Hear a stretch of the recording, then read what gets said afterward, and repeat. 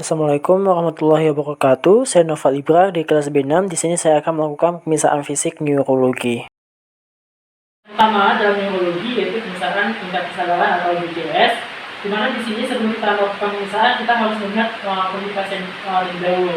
Apabila pasiennya mampu membuka mata secara spontan, maka kita tidak perlu lagi untuk memeriksa BCS, di mana pasiennya sudah memiliki tingkat kesadaran yang penuh. Tetapi apabila pasien menutup matanya, di sini barulah kita memeriksa BCS, yaitu tingkat kesadaran. Di mana pertama kita melihat respon mata terlebih dahulu, di mana kita panggil Pak Hani. Apabila pasien mampu untuk membuka matanya, berarti poin untuk respon matanya bernilai 3. Kemudian selanjutnya, apabila pasien tidak mampu membuka mata pada saat kita memberi respon suara, kita beri yang salahnya ini pada daerah sternum. Apabila pasien mampu membuka matanya, berarti nilai untuk respon matanya itu bernilai 2. Tetapi, apabila pasien tidak mampu juga untuk membuka mata setelah kita memberikan rangsangan nyeri, maka nilai untuk respon matanya bernilai 1.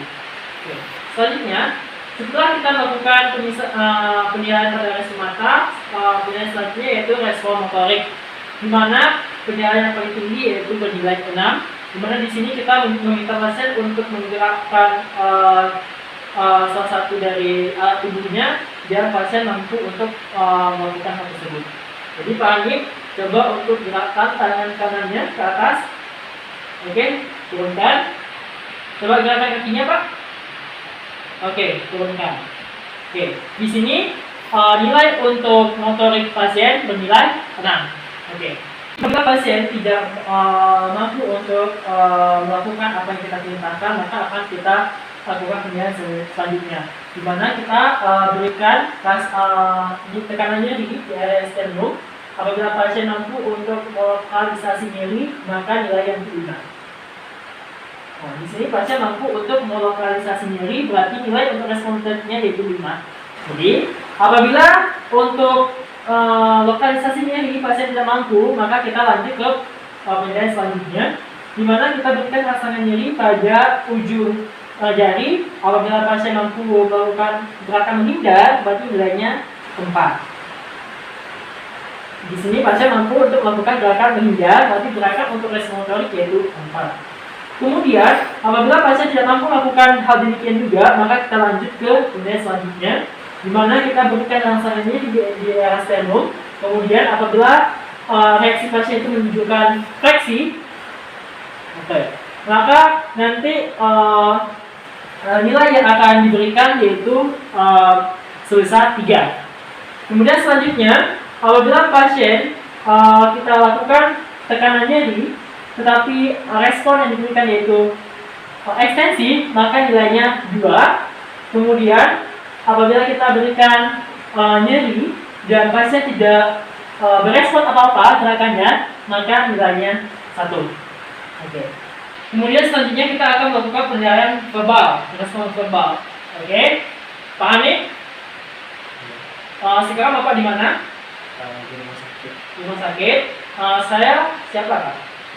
Tempat tinggalnya kalau saya boleh tahu di mana? Jadi apabila pasien mampu menjawab pertanyaan kita dan nyambung, maka nilainya yaitu bernilai 5. Kemudian apabila pasien tidak mampu menjawab pertanyaan sesuai dengan apa yang kita tanyakan, jadi Pak Hani, hari ini hari apa? Hari Minggu. Bapak tinggal di mana kalau saya boleh tahu? Di apabila apa yang kita tanyakan itu jawaban pasien yang diberikan tidak nyambung, maka nilainya 4. Kemudian apabila pasien tidak mampu memberikan kalimat yang tidak nyambung, maka pemeriksaan selanjutnya yaitu kita tanyakan ulang. Jadi Bapak untuk hari ini hari apa? Awas. Bapak tinggal di mana? Pergi. Dan pasien hanya mampu memberikan sepatah kata-kata, maka nilai yang kita berikan dalam pemeriksaan verbal ini bernilai 3. Jadi apabila pasien tidak mampu melakukan hal demikian, maka kita berikan respon nyeri pada area sternum. Oke, apabila pasien mampu berespon mengeram, maka poin yang diberikan yaitu 2. Kemudian selanjutnya, apabila kita sudah memberikan respon nyeri, rasanya nyeri, dan pasien tidak memberikan respon apa-apa, maka nilai untuk respon verbalnya yaitu 1. Kemudian selanjutnya kita menjumlahkan nilai ketiganya tadi, yaitu motorik, verbal, dan juga respon mata. Kemudian setelah kita jumlahkan akan didapatkan nilai, maka akan kita tentukan berapa tingkat kesadarannya. Dimana tingkat kesadaran normalnya yaitu 15.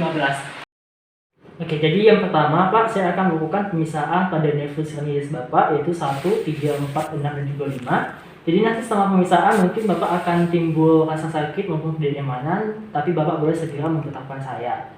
Dan tujuan dari pemeriksaan ini yaitu untuk mengetahui apakah nervus cranialis Bapak itu mengalami ketidaknormalan atau tidak. Apakah Bapak bersedia? Bersedia. Baik Pak, jadi yang pertama saya akan melakukan pemisahan pada nervus 1 Bapak terlebih dahulu, yaitu yang berfungsi sebagai pembauan. Baik, sebelumnya tolong Bapak untuk melepaskan masker. Oke. Jadi sebelum kita melakukan pemeriksaan, kita memastikan terlebih dahulu lubang hidung pasien ini tersumbat atau tidak. Baik Pak, tolong Bapak tutup matanya, kemudian tutup salah satu hidungnya. Oke, di sini saya akan memberikan bahan berbau. Nanti Bapak tolong menghirup dan tolong sebutkan bau apa yang Bapak cium. Oke, yang pertama, bau apa Pak? Tembakau. Baik, kemudian untuk bau yang kedua, Kopi. oke, kemudian selanjutnya yaitu, tolong Bapak cium. Teh. Oke, bau teh. Oke Pak, jadi untuk lubang hidung sebelahnya diganti. Oke. Kemudian kita berikan bau yang bahan yang tidak berbau tanpa stimulus. Oke, tolong Bapak cium. Bau apa yang Bapak hirup? Tidak ada dokter. Baik. Kemudian kita berikan bau yang bauan lagi. Oke, tolong Bapak hirup bau apa? Tembakau. Kemudian selanjutnya Kopi. Kemudian Teh. Oke, baik Pak. Jadi pemirsaannya sudah selesai Pak. Jadi berdasarkan hasil pemeriksaan saya tadi tidak ditemukan adanya ketidaknormalan pada nervus 1 Bapak, yaitu yang berfungsi sebagai pembauan. Oke. Jadi selanjutnya setelah kita melakukan pemeriksaan pada nervus 1, lanjut ke nervus 3, 4, dan juga 6 yang berfungsi sebagai penggerakan bola mata.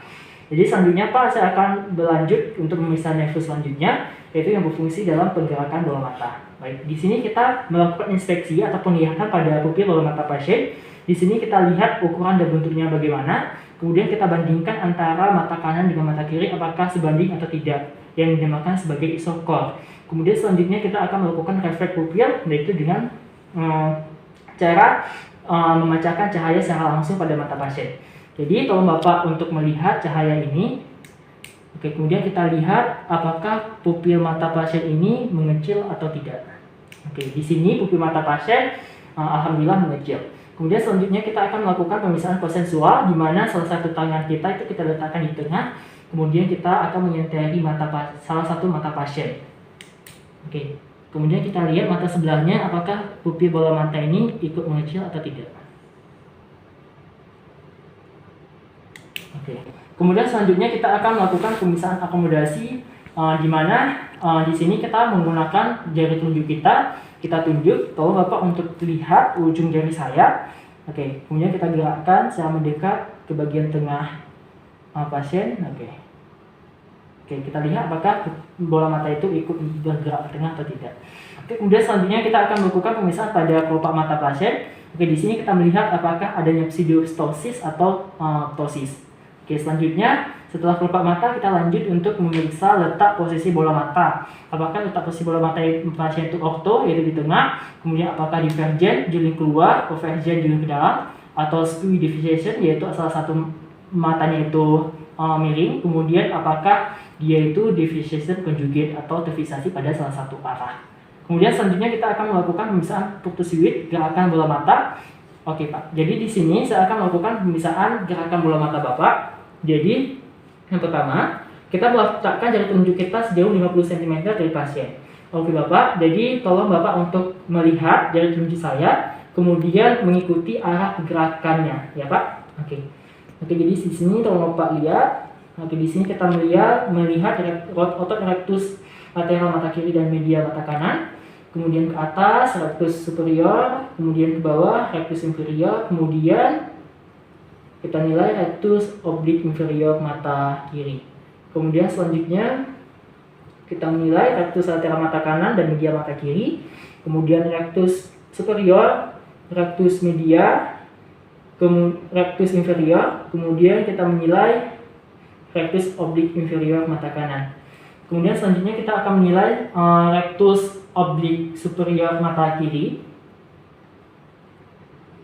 Oke, kemudian ya mata kanannya. Oke. Jadi selama pergerakan bola mata tadi kita menilai apakah kedua bola mata ini pergerakannya sama atau tidak, apakah ada yang tertinggal atau tidak. Oke. Jadi Pak, berdasarkan hasil pemisahan pada otot mata Bapak itu tidak ditemukan adanya kelainan, di mana menandakan bahwa nervus-nervus yang bekerja pada pergerakan bola mata Bapak itu masih dalam kondisi yang normal. Selanjutnya saya akan memeriksa nervus kelima ya Pak. Jadi Bapak tolong untuk buka maskernya terlebih dahulu. Oke. Di sini kita akan melakukan penglihatan atau inspeksi pada otot-otot wajah, dimulai dari otot temporal, kemudian otot masseter. Di sini kita melihat apakah kedua otot tersebut mengalami atrofi atau pengecilan atau tidak. Kemudian selanjutnya kita melakukan palpasi. Tolong Bapak untuk menggigit giginya, merapatkan giginya. Oke. Kemudian kita melakukan perubahan pada otot temporalis dan juga masseter. Di sini kita melihat apakah ototnya itu berkontraksi dan kita nilai juga bagaimana tonus ototnya. Kemudian selanjutnya kita akan melakukan penilaian dengan menggunakan tong depressor. Jadi Bapak, selanjutnya saya akan melakukan penilaian dengan menggunakan alat tong depressor ini, dimana tolong Bapak gigit, oke. Kemudian kita tarik secara perlahan-lahan, kemudian kita menilai apakah pasien mengalami paralisis atau tidak. Oke Bapak, sudah selesai. Oke. Kemudian selanjutnya kita akan menilai pada pergerakan rahang bawah. Jadi Bapak tolong untuk membuka mulutnya. Oke. Terlebih dahulu kita lihat apakah terdapat deviasi pada mulut pasien atau tidak. Kemudian selanjutnya kita akan menilai pergerakan rahang bawah pasien. Oke. Tolong Bapak buka mulutnya. Oke. Kemudian tolong Bapak gerakkan kiri dan kanan.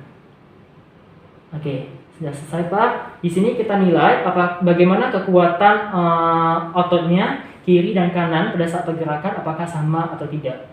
Kemudian selanjutnya kita akan melakukan pemisahan sensorik pada saraf wajah, di mana dimulai dari hematom saraf 51, kemudian kedua dan juga ketiga. Di sini kita melakukan perabaan halus pada daerah ophthalmika dulu, yaitu pada hematom 1. Oke, apakah Bapak terasa? Apakah sama antara keduanya? Sama. Oke, kemudian pada hematom kedua, yaitu maksila. Apakah Bapak terasa? Terasa. Apakah keduanya sama? Sama. Kemudian pada daerah mandibula.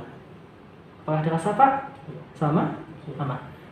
Kemudian selanjutnya setelah kita melakukan pemisahan sensorik, kita akan melakukan pemisahan refleks pada area mandibula.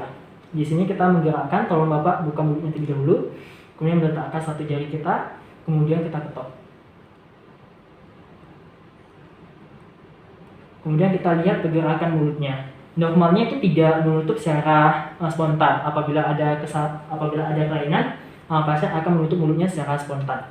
Baik Bapak, jadi untuk pemisahan nervus kelima, yaitu nervus wajah Bapak itu sudah selesai. Jadi selama pemisahan tadi tidak ditemukan adanya kelainan apapun, ya, yang menandakan bahwa nervus kelima Bapak itu dalam kondisi yang normal. Jadi Pak, selanjutnya saya akan melakukan pemisahan saraf 7 dan 12 Bapak ya. Jadi nanti pada saat saya melakukan pemisahan mungkin ada tidak nyaman dan juga rasa sakit yang mungkin Bapak terima. Nanti Bapak boleh segera memberitahukan saya. Dan pemisahan ini bertujuan agar saya mengetahui apakah saraf 7 dan 12 Bapak itu mengalami masalah atau enggak. Jadi apakah Bapak bersedia?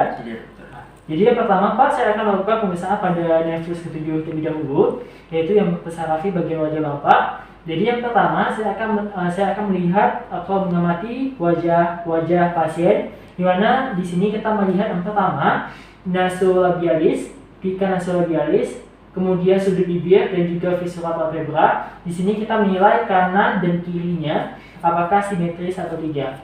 Kemudian selanjutnya kita meminta pasien untuk menaikkan alis dan juga membuka dahi.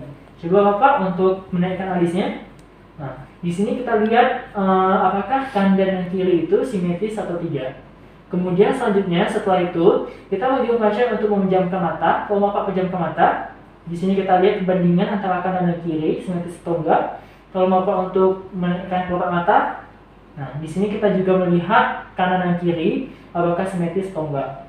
Kemudian selanjutnya kita akan menyuruh pasien untuk menyeringai. Kalau Bapak untuk menyeringai, di sini kita lihat perbandingan kiri dan kanan apakah simetris atau enggak dan apakah pasien mampu menyeringai atau enggak. Oke Pak, ya. Tolong Bapak untuk mencucurkan bibirnya. Oke. Nah, di sini kita melihat perbandingannya kiri dan kanannya bagaimana simetris atau enggak dan apakah pasien mampu untuk mencucurkan bibirnya atau enggak. Oke Pak, sudah. Kemudian selanjutnya kita menyuruh pasien untuk mengembungkan bibirnya. Oke. Di sini kita melihat juga kanan dan kirinya apakah simetris atau enggak dan apakah pasien mampu melakukannya atau enggak. Oke Pak, sudah. Tadi pemeriksaan motorik, selanjutnya pemeriksaan sensorik. Di sini kita terlebih dahulu menyiapkan larutan yaitu gula, garam, tinan dan juga asetat yang akan kita gunakan untuk sebagai perasa nanti di lidah. Baik Bapak, tolong Bapak tutup matanya. Kemudian Bapak julurkan lidahnya. Oke. Setelah pasien menjulurkan lidahnya, kemudian kita akan meneteskan ketiga rasa tadi. Yang pertama kita inikan gula terlebih dahulu. Kita teteskan 2/3 anterior lidah. Oke. Tolong Bapak rasa ya Pak. Oke. Jadi Bapak tolong buka matanya. Kemudian tolong beritahu saya rasa apa yang Bapak rasakan tadi. Oke, baik. Oke, Bapak, tolong Bapak kumur-kumur terlebih dahulu. Oke, setelah pasien berkumur, kemudian selanjutnya kita akan melakukan perasaan larutan selanjutnya. Kemudian kita lakukan berulang-ulang lagi sampai habis. Jadi Bapak, jadi berdasarkan pemeriksaan saya tadi, yaitu pemeriksaan motorik dan juga sensorik, tidak ditemukan adanya ketidaknormalan pada Bapak, semuanya masih dalam batas yang normal. Baik Bapak, selanjutnya saya akan melakukan pemeriksaan pada nervus ke-12 ya Pak. Kalau Bapak buka maskernya, oke, kemudian Bapak buka mulutnya. Nah, oke, di sini kita lihat lidah pasien apakah mengalami deviasi atau tidak, kemudian apakah mengalami atrofi atau pengecilan, kemudian fasikulasi atau enggak, dan juga tremor. Kemudian selanjutnya kita menyuruh pasien untuk menjulurkan lidahnya keluar. Kalau Bapak julurkan lidahnya keluar, nah di sini kita lihat apakah lidah pasien itu mengalami deviasi atau juga mengalami atrofi atau pengecilan lidah. Baik Pak, sudah. Oke, kemudian selanjutnya kita akan melakukan penyiksaan kekuatan lidah, di mana pasien kita suruh untuk mendorongkan lidahnya pada pipi bagian dalam. Oke Pak, nanti tolong Bapak dorong lidahnya ke pipi bagian dalam, kemudian kita raba dengan menggunakan jari. Oke Pak, tolong. Oke. Di sini kita nilai kekuatan lidahnya bagaimana, apakah kekuatan lidah kanan dan kiri itu sama atau tidak. Oke Pak, jadi untuk pemeriksaan saraf kedua rasa Pak sudah selesai saya lakukan. Jadi pada saat saya melakukan pemeriksaan tadi tidak ditemukan adanya ketidaknormalan pada saraf 12 Bapak, semuanya masih dalam keadaan normal. Baik Pak, selanjutnya saya akan melakukan pemeriksaan refleks pada Bapak, di mana pemeriksaan ini bertujuan untuk memeriksa apakah respon refleks Bapak itu masih dalam keadaan baik atau tidak. Jadi nanti selama pemeriksaan mungkin Bapak akan merasakan ketidaknyamanan ataupun rasa sakit untuk tubuh, tapi Bapak boleh sedia memberitahu saya apabila Bapak merasakan hal demikian. Kalau Bapak bersedia, nah. Jadi Pak, yang pertama kali saya akan melakukan refleks bicep Bapak. Jadi Bapak tolong duduknya santai, tangannya tolong Pak. Oke. Kemudian selanjutnya tangan pasien kita letakkan di atas tangan kita dan dalam posisi di antara fleksi dan juga ekstensi. Kemudian telapak tangannya sedikit pronasi.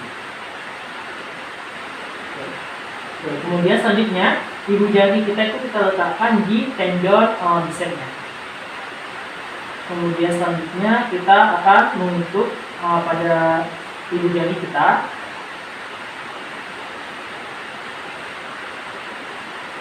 Kemudian kita lihat refleksnya. Benar refleks normalnya ini yaitu jari di mana tangan pasien ini akan mengalami gerakan supinasi. Baik Pak, sudah selesai.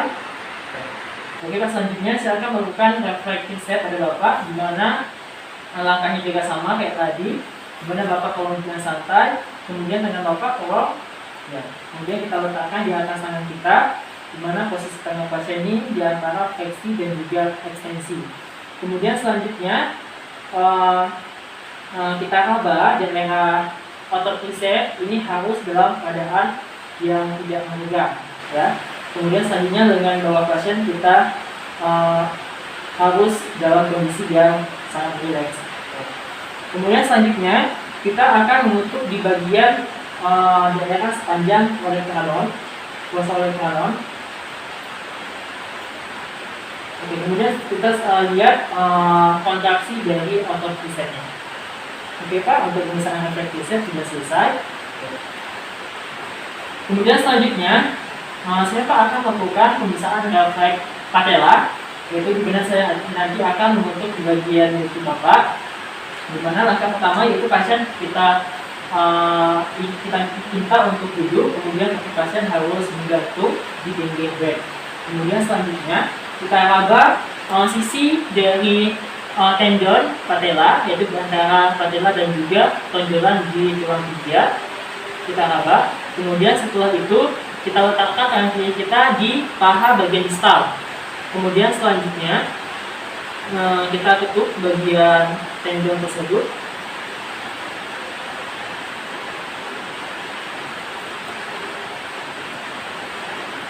Kemudian kita lihat reaksi dari kaki pasien, di mana dia akan mengalami gerakan ekstensi. Jadi Pak, selanjutnya setelah gerakan refleks patella, selanjutnya saya akan melakukan gerakan refleks tendon Achilles. Oke, kalau Bapak mau kembali Pak. Oke, kalau Bapak bisa kajinya, sampai Pak. Oke, kemudian selanjutnya kita posisikan kaki pasien dalam keadaan dorsifleksi. Oke, dimana ini tujuannya untuk meregangkan tendon dari Achilles. Kemudian selanjutnya kita raba tendon Achilles dan kita menutup bagian tendon tersebut.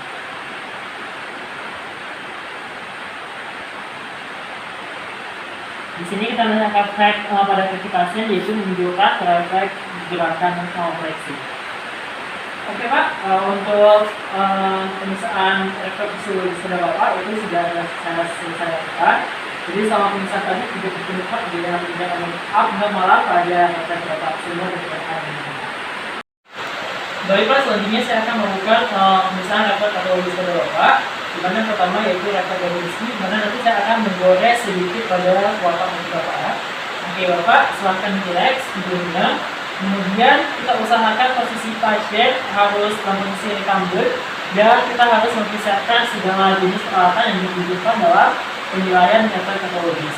Kemudian selanjutnya kita usahakan kaki pasien ini dalam keadaan ekstensi, kemudian tumit pasien ini dalam keadaan yang rileks. Kemudian selanjutnya kita mengusap telapak kaki pasien di bagian lateral, yaitu dimulai pada ujung tumit sampai di bawah dari jari kelingking kaki pasien.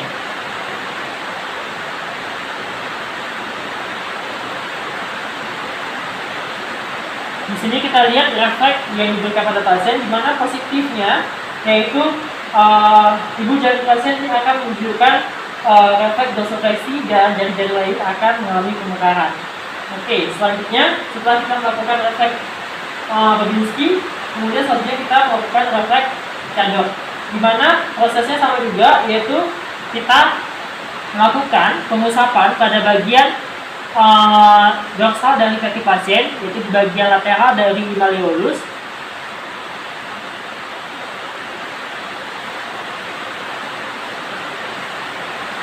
Di sini kita lihat refleks yang diberikan pasien bagaimana, di mana positifnya sama juga, yaitu ibu jari akan mengalami dorsifleksi dan jari-jari lain akan mengalami pemekaran.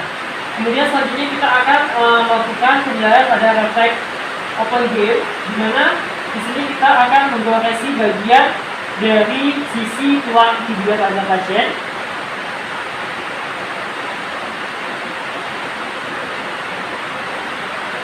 Di sini kita lihat refleks yang diberikan pada jari kaki sama juga, di mana positifnya ibu jari dorsifleksi dan jari lain akan mengalami pemekaran.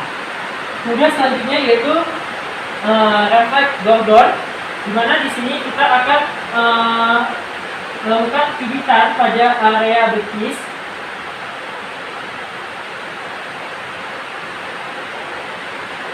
Kemudian kita lihat refleks pada jari-jari kaki pasien, di mana posisinya sama juga kayak tadi.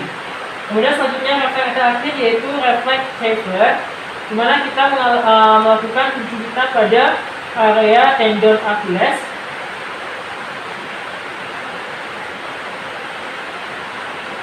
Di mana kita lihat refleksnya pada jari-jari kaki pasien, di mana positifnya itu sama juga, di mana ibu jari akan dorsifleksi dan jari-jari lain akan mengalami pemekaran. Baik Pak, untuk refleks patologi sudah saya lakukan semuanya, di mana di sini tidak ada tanda-tanda yang menunjukkan bahwa Bapak mempunyai refleks patologis. Berarti yang menandakan semuanya dalam batas yang normal. Oke Pak, jadi selanjutnya saya akan melakukan refleks sensorik pada Bapak, di mana tujuannya untuk mengetahui apakah ada kelainan sensorik saraf pada Bapak. Nanti mungkin Bapak akan mengalami rasa sakit dan tidak nyaman, tapi Bapak sudah melakukan sana. Bapak, sedia kan Pak? Jadi yang pertama kita akan melakukan refleks sensorik perabaan, di mana di sini kita harus mencuci tangan terlebih dahulu untuk safety ya. Kemudian selanjutnya kita akan mempersiapkan seluruh peralatan yang digunakan selama pemeriksaan, dan kita menuju pasien untuk menutup matanya. Kalau Bapak tutup matanya, oke. Jadi di sini saya akan memberikan sedikit stimulus pada tangan Bapak. Nanti tolong Bapak beritahukan saya bagaimana Bapak. Oke. Di sini kita memberikan stimulus berupa penusukan pada tangan pasien, yaitu dengan intensitas yang tumpul dan juga panjang secara bergantian. Apakah terasa? Ini terasa Pak? Yang ini tajam atau tumpul? Yang ini Pak? Tajam. Yang ini? Tajam juga. Jadi setelah kita selesai melakukan pemisahan sensorik laba, selanjutnya kita akan melakukan pemisahan gerak dan posisi. Jadi Bapak tolong Bapak tutup matanya. Oke, kemudian nanti saya akan sentuh bagian tertentu pada tubuh Bapak, tolong nanti Bapak buka ya. Oke Pak, di sini saya sudah menyentuhnya. Tolong Bapak sebutkan ini jari apa? Ini tunjuk. Kemudian ini saya arahkan ke arah mana Pak? Ke atas. Ke sini? Di bawah. Kalau yang ini jari apa Pak? Kaki yang mana? Oke, ini saya gerakkan ke mana? Kalau ini? Bawah. Oke, baik. Oke, setelah kita sudah selesai melakukan pemisahan refleks gerak dan posisi, baru selanjutnya kita melakukan pemisahan vibrasi. Jadi Bapak tolong untuk duduk yang santai, tolong Bapak duduk. Oke. Di sini kita mempersiapkan alat yang digunakan yaitu garpu tala, di mana posisi pasien harus relax, tolong Bapak duduk yang relax, santai saja. Oke, kemudian kita suruh pasien untuk menutup matanya, tolong Bapak tutup matanya. Kemudian nanti pada saat saya memerintahkan Bapak untuk memberikan respon, kalau Bapak respon ya Pak. Oke, kemudian selanjutnya kita menutup ujung dari garpu tala pada bagian keras. Kemudian cepat-cepat kita taruh pada tulang yang diperiksa. Apakah Bapak terasa? Nanti pada saat Bapak tidak terasa lagi, kalau Bapak angkat dari tangan kanan ya Pak.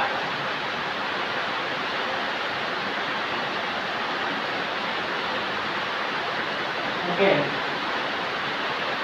Selanjutnya, setelah pemeriksaan vibrasi, kita melakukan pemeriksaan taktil, di mana pasien kita suruh untuk berbaring, lalu Pak berbaring lagi.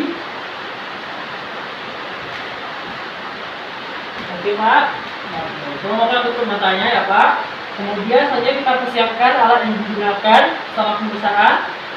Kemudian Pak, pada saat saya memberikan stimulus nanti, Bapak tolong memberitahukan saya dengan isyarat ya atau tidak ya Pak. Oke.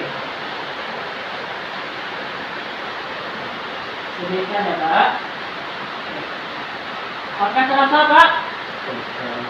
Terasa. Tolong Pak tunjukkan daerah mana yang terasa. Oke, coba lagi ya Pak. Ini terasa Pak? Tolong Pak tunjukkan daerah mana yang terasa. Oke, kembali lagi ya Pak. Terasa Pak? Coba tunjukkan daerah mana yang terasa. Oke. Oke, pemisahannya sudah selesai Pak. Jadi setelah saya melakukan pemisahan seksual pada Bapak, itu tidak ditemukan adanya ketidaknormalan, semua masih dalam keadaan normal. Jadi sekian dari saya, lebih dan kurang saya minta maaf. Wabillahi taufiq wal hidayah. Wassalamualaikum warahmatullahi wabarakatuh.